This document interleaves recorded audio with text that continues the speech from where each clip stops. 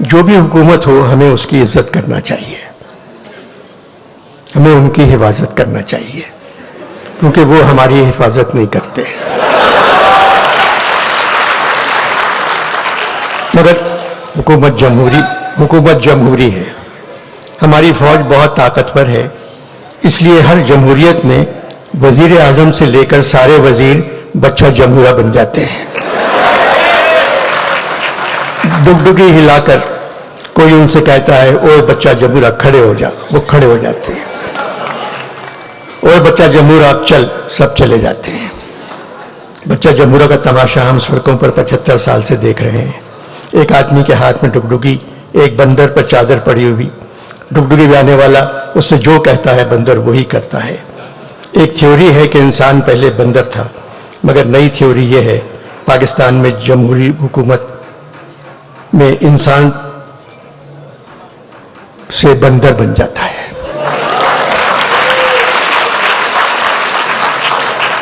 कसूर सिविलियन का है, वो कुछ काम अच्छा काम करके ही नहीं देते। हर हुकूमत ने जितना अपना ख्याल रखा उसका आधा ख्याल भी अवाम का रखती तो मुल्क में माशाअल्लाह कभी नहीं आता।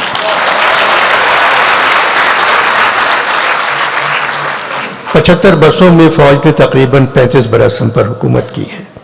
35 बरस तो यूं ही कह गया, 75 बरसों में तकरीबन 74 बरस फौज ने हम पर हुकूमत की है, आज भी कर रही है। इसमें फौज से कहीं ज्यादा हमारा कसूर है।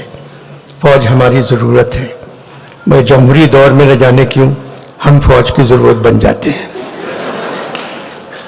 जो सिपाही हुक्म के तहत कत्ल करता है या जो सरकारी मुलाजिम कवानीन की तकमील करवाने में किसी को अजियत पहुंचाता है, वो खुद को जिम्मेदारी से आजाद समझता है कि हुक्म के नौकर है।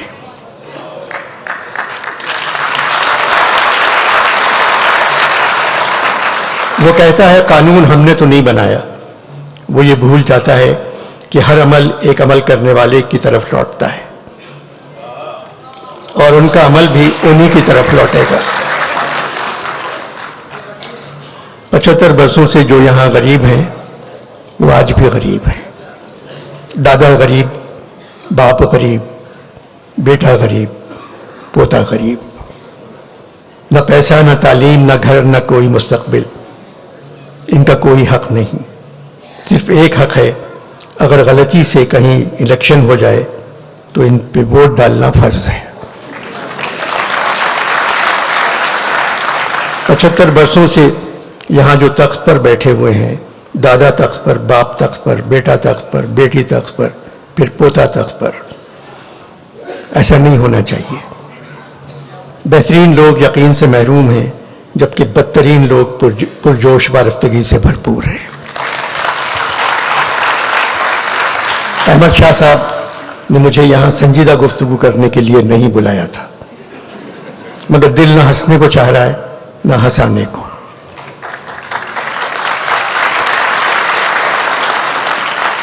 मैं पिछले 3 दिनों से लाहौर के सबसे पुराने होटल फ्लैटीज में ठहरा हुआ हूं। 1880 में तामीर हुआ था। मेरे कमरे की सफाई करने वाली खातून मेरे ख्याल में इस होटल की पहली मुलाजमा होंगी।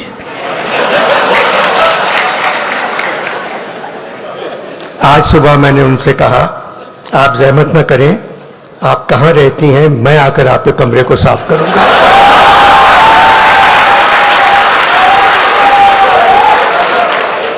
खामोश हो गई, फिर कहने लगी, अनवर साहब बाला घर पर ही रहता है।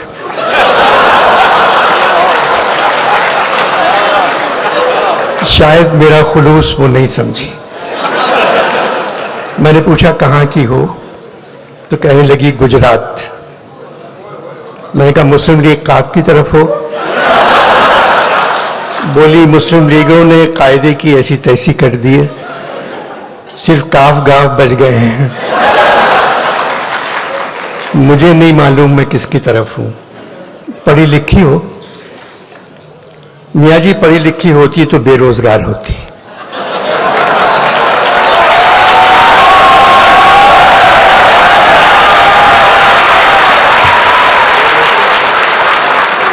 यहाँ तो तनख्वाह मिल जाती है।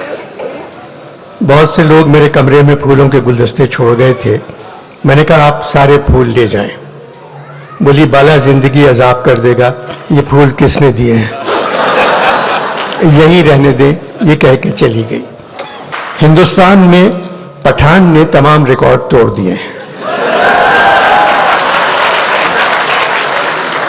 तारीखी कामयाबी, पाकिस्तान में पठान पर एफआईआर का तोड़ दिया।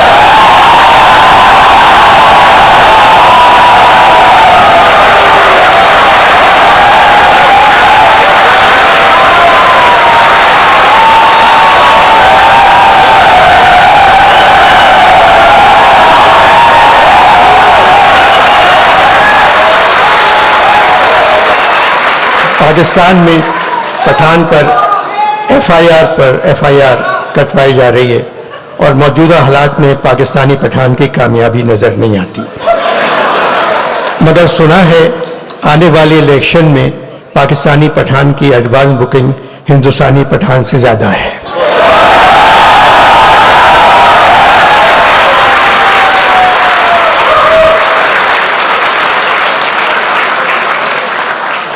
मेरा वतन पाकिस्तान नमक पैदा करने वाले मुल्कों में दुनिया पे दूसरे नंबर पे आता है, लेकिन नमक हराम पैदा करने वालों में नंबर 1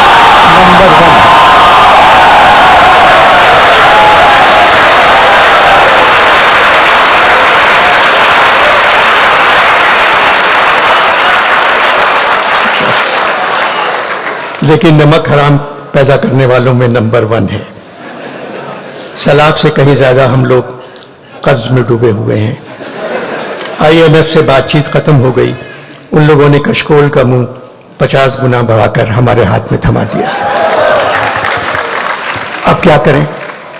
अमीर परेशान है कि डॉलर महंगा हो गया, गरीब परेशान है रोटी महंगी हो गई।